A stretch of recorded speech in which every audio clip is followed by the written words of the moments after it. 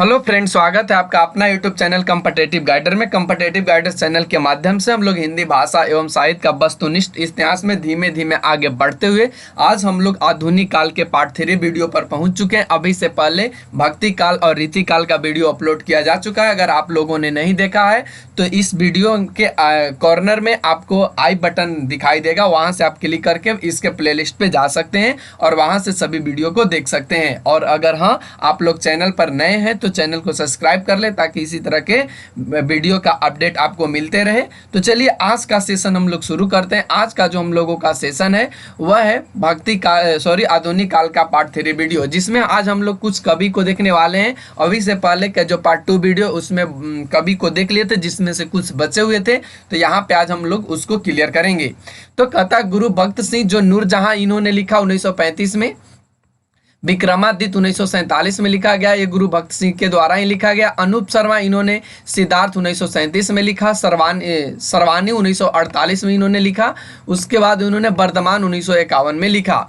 श्याम नारायण पांडे जी की बात करें तो इन्होंने हल्दी घाट लिखा, जौहर लिखा 1945 में। मोहनलाल महतो की बात करें तो इन्होंने आर्यावर्त 1943 में लिखा। हर दयालु की बात करें तो इन्होंने दैत्य वंश लिखा 1940 में, और इन्होंने रावण 1952 में लिखा।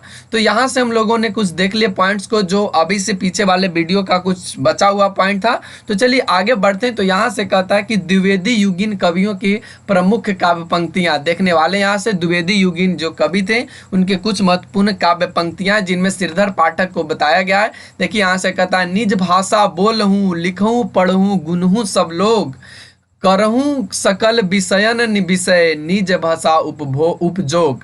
तो ये इनकी है। आगे इसको आप देख लेंगे, इसका जो पीडीएफ है वो डिस्क्रिप्शन बॉक्स में दिया रहेगा, वहाँ से आप डाउनलोड करके इसको खुद से पढ़ ले, क्योंकि यह टाइम थोड़ा सा ज़्यादा बढ़ा देगा। तो चलिए आगे की ओर बढ़ते हैं। तो यहाँ से फिर सेकेंड पॉइंट में महावीर प्रसाद द्विवेदी जी के जो उन्होंने बताया, सुरमय रूपे रस राशि रंजिते विचित्र वर्णा भरने कहाँ गई, अलौकिकानंद विधायिनी मह कविंद्र कांते कविते अहो कहाँ, मांगल्य मूल मय बारिद वरी वृष्टि। तो ये इन्हीं की है। तो आप देख लेंगे इन सभी पॉइंट्स को। उसके बाद यहाँ नंबर 3 में दिया गया है अयोध्या सिंह उपाध्याय हरिऔध, इनके बारे में भी कुछ है, इनको भी आप देख लेंगे। कई बार पूछ लिए जाते हैं सीधे सीधे। मैथिली शरण गुप्त जी की जो भारत भारती से है वह इस प्रकार है, यहाँ से आप देख सकते हैं। देखिए यहाँ पे हम दू को बताते हैं, हम कौन थे, क्या हो गए और क्या होंगे अभी, आओ विचारे आज मिलकर इस समस्या सभी। ये इनकी है जो भारत भारती से लिया गया है।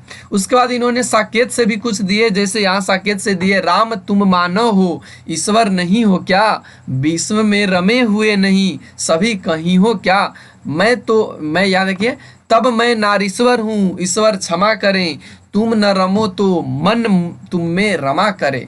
ये इनकी है जो साकेत से इन्होंने दिया है। तो इस तरह से आप इसको देख लेंगे। फिर उसके बाद उन्हें यशोधरा से भी दिया है मैथिली शरण गुप्त जी ने, जिनमें कहा है, सखी वे मुझसे कहकर जाते हैं, सखी वे मुझसे कहकर जाते हैं। फिर इन्होंने दिया कि अबला जीवन है तुम्हारी यही कहानी, आंचल में है दूध और आंखों में है पानी। ये इन्हीं के है। इन्होंने पंचवटी से भी कुछ दिया, जिनमें पंचवटी कहता है, चारू चंद्र की चंचल किरणें खेल रही है जल थल में, स्वच्छ चांदनी छिटक रही है अवनी और अंबर तल में। तो यहाँ से आप देख सकते हैं। फिर उसके बाद 5वें पॉइंट्स पे कहता नाथूराम शर्मा शंकर, इनका कुछ पॉइंट्स यहाँ पे इस प्रकार है, देशभक्त वीरों मरने से निक नहीं डरना होगा, प्राणों का बलिदान देश की बेदी पर करना होगा। तो ये इनके हैं। तो आप ये सभी को देख लेंगे क्योंकि इसका पीडीएफ दिया रहेगा डिस्क्रिप्शन बॉक्स में। फिर उसके बाद राम नरेश त्रिपाठी 6ठे पॉइंट पे कहते हैं, गंध विहीन फूल है जैसे चंद्र चंद्रिकाहीन, यो ही फीका है मनुष्य का जीवन प्रेम विहीन। ध्यान देंगे इस सब पॉइंट्स को। फिर उसके बाद उन्होंने सेकंड में कहा, प्रेम स्वर्ग है, प्रेम स्वर्ग है, स्वर्ग प्रेम है, प्रेम असंक अशोक, ईश्वर का प्रतिबिंब प्रेम है, प्रेम हृदय आलोक। तो ये इनकी है राम नरेश त्रिपाठी जी की। फिर उसके बाद 6ठे पॉइंट पे यहाँ 7वें पॉइंट पे दिया है जगन्नाथ दास रत्नाकर जी की कुछ पॉइंट्स को। तो देखिए यहाँ से उनके कुछ कविताएं इस प्रकार है द्विवेदी युगीन की। देखिए यहाँ से काव्य पंक्तियां में कहा है कि नंद और जसोमती के प्रेम पगे पालन की, लाड़ भरे लालन की लालच लगावती। तो इनकी है, तो ध्यान रखेंगे। उसके बाद यहाँ से दिया है सत्यनारायण कवि रत्न जी की, कहता है अलबेली कहूँ बेली दुमरन सो लिपटी सुहाई, धोए धोए पातन की अनूप कमनाई। ये इनकी है। फिर उसके बाद ये आगे बढ़िए, तो यहाँ से अब हम लोग देखने वाले हैं छायावाद। जो इसका समय अवधि रहा वो 1918 से 1936 रहा। तो आइए देखते हैं छायावाद को। तो कहता है कि हिंदी में सर्वप्रथम पंडित मुकुटधर पांडे ने जबलपुर से प्रकाशित पत्रिका में सन 1920 ईस्वी में हिंदी में छायावाद शीर्षक से 4 किस्तों में एक लेख प्रकाशित करवाया।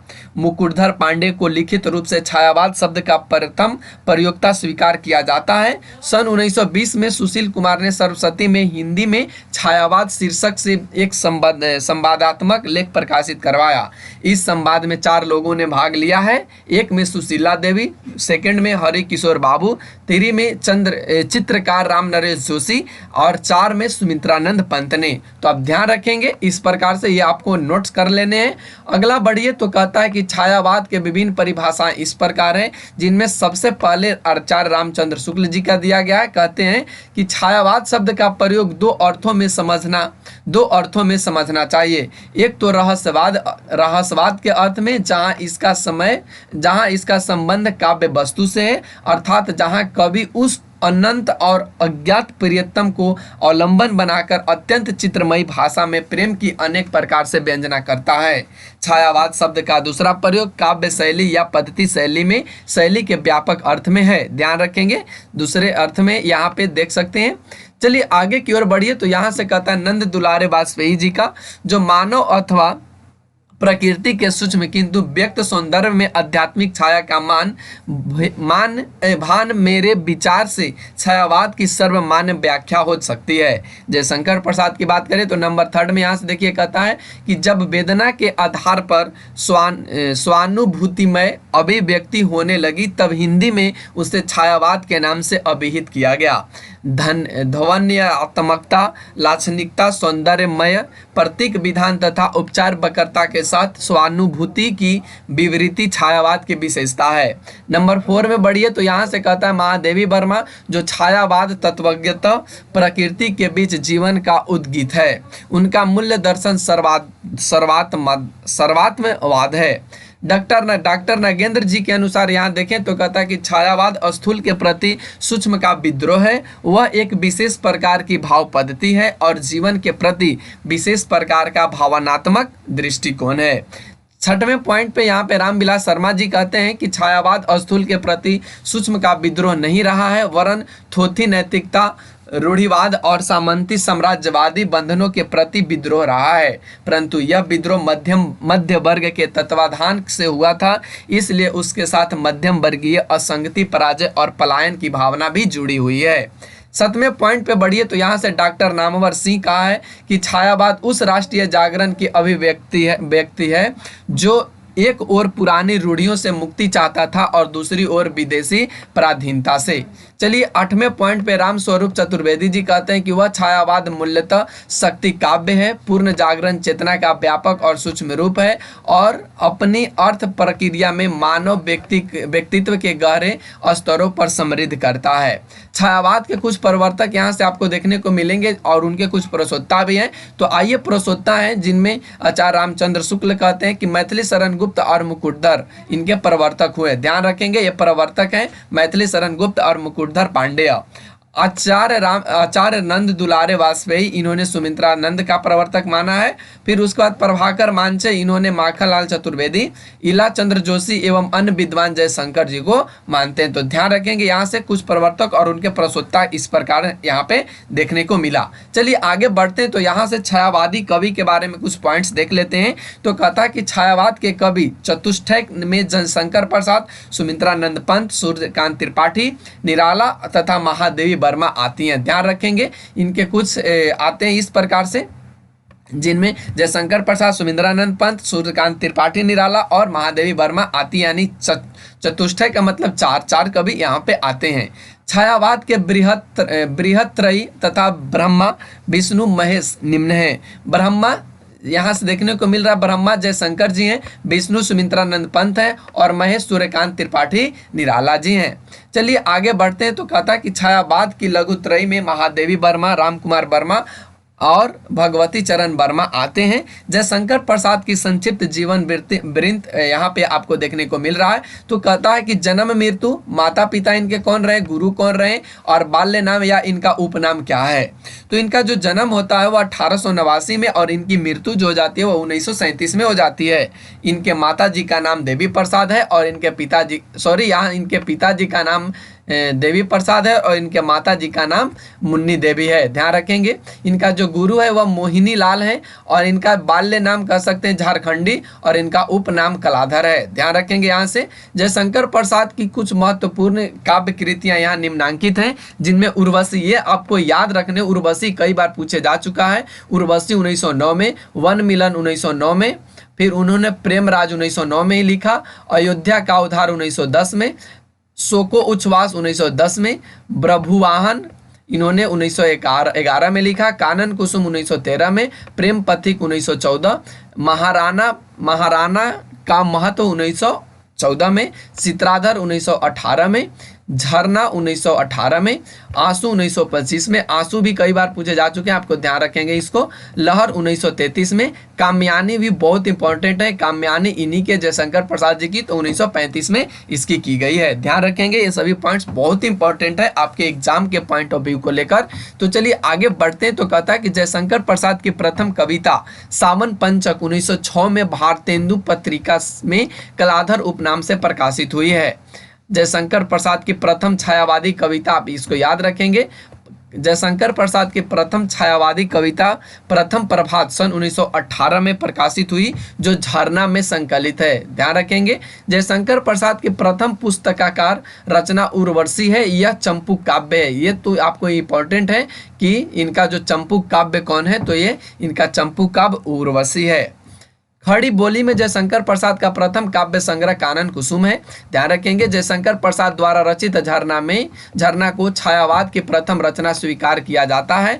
इसमें छायावाद की प्रथम प्रयोगशाला भी कहा जाता है। जयशंकर प्रसाद कृत आंसू 133 छंदों का विरह प्रधान स्मृति काव्य है, ध्यान रखेंगे। विरह स्मृति इनका जो काव्य है वो कौन है, वह आंसू है, जो 133 छंदों में है। इसे हिंदी का मेघदूत कहा जाता है, ध्यान रखेंगे, इसे हिंदी का मेघदूत कहा जाता है। जयशंकर प्रसाद कृत चित्राधर में इनकी ब्रज में रचित कविताएं संकलित है। प्रसाद कृत प्रेम पथिक प्रथमतः ब्रजभाषा में 1909 में लिखा गया था, जिसका इन्होंने खड़ी बोली में अनुवाद 1914 में किया। जयशंकर प्रसाद कृत कामयानी महाकाव्य का संक्षिप्त विवरण निम्न है, जिनमें कुछ सर्ग दिया गया, अंगिरस, दर्शन और मुख्य पात्र और मुख्य छंद दिया गया है। इनमें 15 सर्ग है। अंगिरस की बात करें तो इन्होंने शांत निर्वेश रस है, इसमें समरसता वाद और आनंदवाद है। मुख्य पात्र इनमें कहें तो मन्नू है, सरधा है, ईड़ा है और कुमार है। और इसका मुख्य छंद की बात करें तो इनमें मुख्य छंद तांडक छंद है, ध्यान रखेंगे। कामयानी के सर्ग की बात करें तो इनमें से जो 15 सर्ग है वह इस प्रकार है, चिंता है, आशा है, श्रद्धा है, काम है, वासना है, लज्जा है, कर्मे है, ईर्ष्या है, ईड़ा, स्वप्न, संघर्ष, निर्वेद, दर्शन, रहस्य और आनंद है। तो ये इनके 15 सर्ग यहाँ पे आपको देखने को मिल गया। इनमें से कुछ का प्रतीक और पात्र भी बताया गया। मन का मतलब मनु है, हृदय का मतलब श्रद्धा है, बुद्धि का मतलब ईड़ा है और मानव का मतलब कुमार है। और ये सभी कामयानी के पात्र हैं, ध्यान रखेंगे, सभी कामयानी के पात्र हैं। चलिए आगे बढ़ते हैं। तो आगे कहता है कि आचार्य शांति प्रिया द्विवेदी ने कामयानी को छायावाद का उपनिषद कहा है, ध्यान रखेंगे। किसने छायावाद का उपनिषद कहा है, तो ये शांति प्रिया द्विवेदी जी ने कहा है। जयशंकर प्रसाद की प्रेम और सौंदर्य का कवि माना जाता है, ध्यान रखेंगे, प्रेम और सौंदर्य का कवि इन्हें माना जाता है। महाप्राण सूर्यकांत त्रिपाठी निराला का संक्षिप्त जीवन वृत्त इस प्रकार है। तो यहाँ से देख सकते हैं सूर्यकांत त्रिपाठी निराला जी की, इनकी जन्म और मृत्यु, यहाँ से जन्म 1899 और इनकी जो मृत्यु होती है वह 1961। इनका जन्म स्थान महिसादल है, जो मेदिनीपुर में है। और इनका मृत्यु स्थान इलाहाबाद है। पिता राम सहाय त्रिपाठी जी हैं, पत्नी मनोहरा देवी है और पुत्री सरोज है।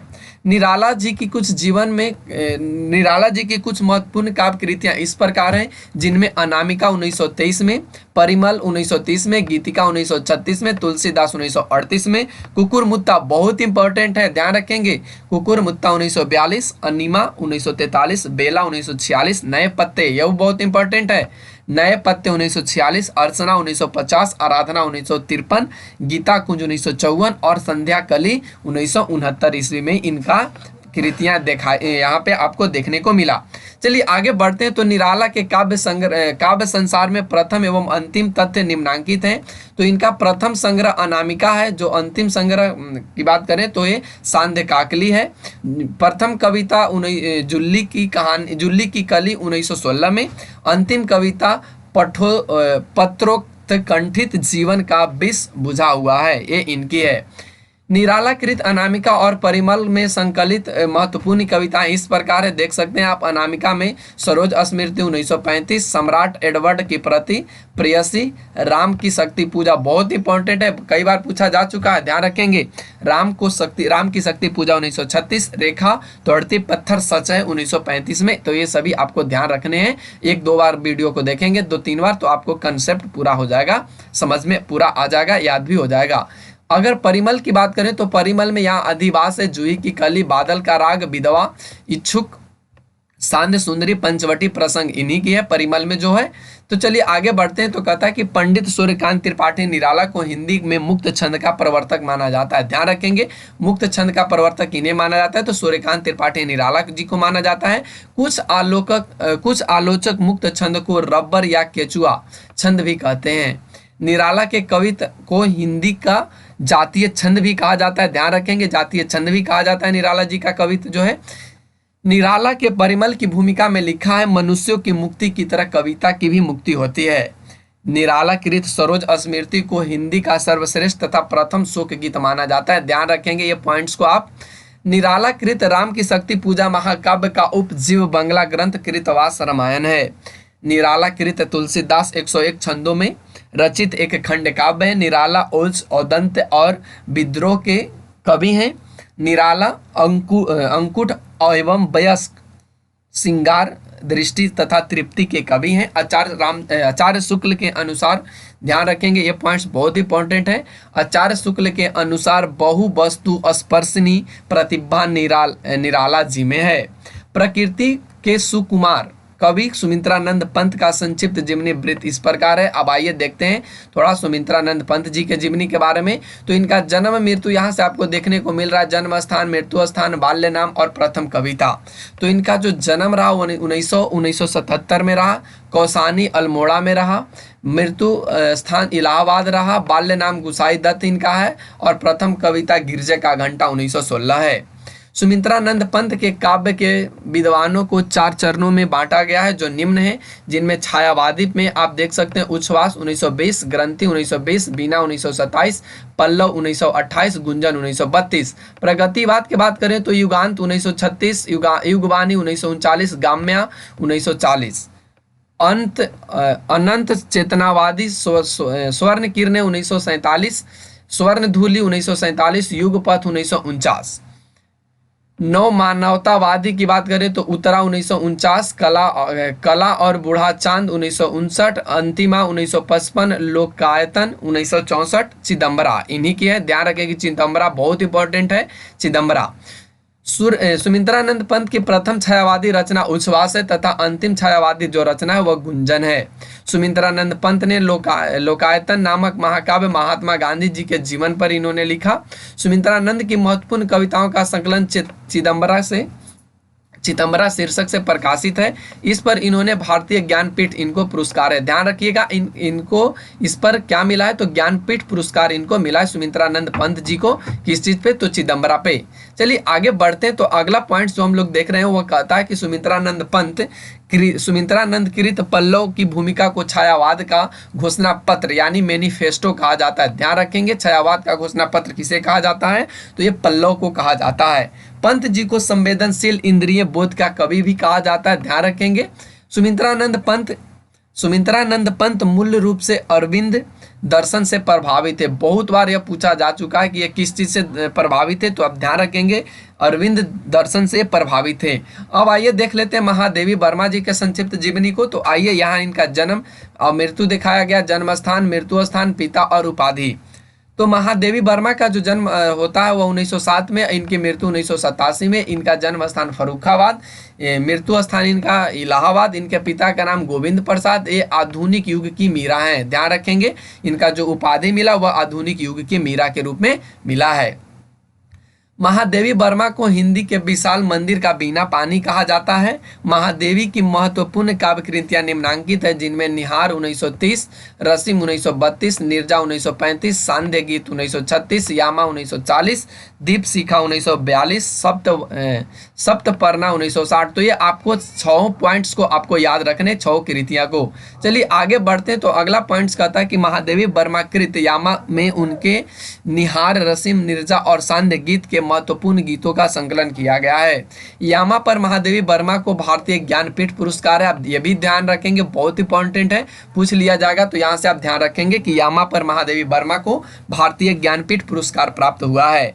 महादेवी वर्मा कृत सप्तपर्णा में ऋग्वेद के मंत्रों का हिंदी काव्यानुवाद संकलित है। अयोध्या सिंह उपाध्याय हरिऔध ने महादेवी के प्रथम काव्य संकलन निहार की भूमिका 1930 में लिखी थी। महादेवी वर्मा की ब्रजभाषा और आरंभिक खड़ी बोली की कविताओं का संकलन सन 1984 ईस्वी में प्रथम आयाम शीर्षक से प्रकाशित हुआ है। महादेवी वर्मा को बौद्ध दर्शन से प्रभावित रहस्यवादी कवित्री के रूप में स्वीकार किया जाता है। इनका सर्वाधिक प्रिय प्रतीक दीपक और बादल है। ध्यान रखेंगे इनका सर्वाधिक प्रिय प्रतीक दीपक और बादल रहा है। ये पूछ लिए जाते हैं एग्जाम में सीधे सीधे, तो आप यहाँ से याद रखेंगे। चलिए आगे हम लोग देखते हैं छायावाद के अन्य कवि। तो छायावाद के अन्य कवि में आ जाते हैं उदय शंकर भट्ट, जिनका जन्म होता 1898 और इनकी मृत्यु 1966। इनकी रचनाएं देख सकते हैं आप, राका है, मानसी है, विसर्जन है, युगदीप, अमृत और विष, यथार्थ और कल्पना इन्हीं की है।